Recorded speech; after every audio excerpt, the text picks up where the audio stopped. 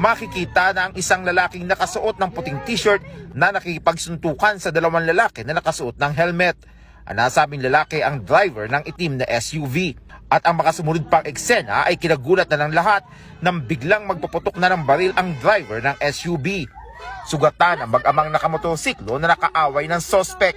Tinamaan din ang isang lalaking umaawat lamang at ang mismong kasintahan ng sospek.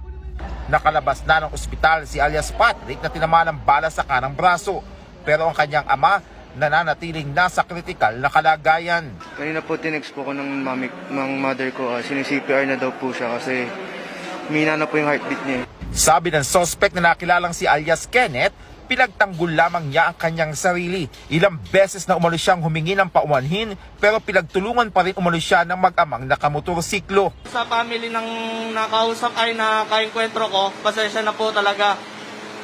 Pinagtulungan po nila ako, hindi ko po talaga ginusto yun. Talagang ano lang po talaga, nagdilim na lang po talaga paningin ko. Binanatan pa rin po ako nung naka-helmet. Ayaw pa rin niya tumigil, kaya po talagang na-trigger po talaga ako. Natakot na po kasi ako parang kukuyugin po ako Sabi ng Antipolo City Police, sa korte na lamang patunayan ng suspect na self-defense lamang ang kanyang ginawa. May firearms ba yung mga kalaban niya? So wala naman tayong nakita doon na ginamit niya yung illegal firearms sa pagdepensa. Hindi naman, wala namang firearms yung kalaban niya rin. Sa investigasyon, 8 beses nagpaputok ng kanyang caliber 9mm ang suspect.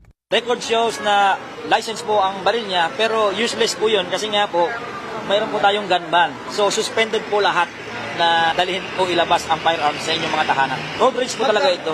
Hindi ito plan, hindi ito planado. It's a road rage talaga. It's a burst of emotions na mali ang reaksyon.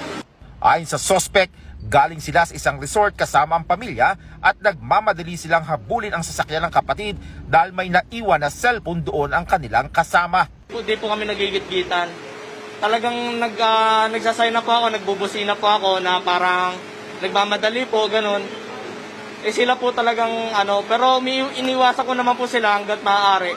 Mula sa frustrated homicide, multiple frustrated murder na at paglabag sa Comprehensive Firearms Law at Omnibus Election Code ang inihaing kaso ng Antipolo City Police laban sa suspect. Makita nyo naman yung mga biktima, wala naman silang hawak na patalim, no?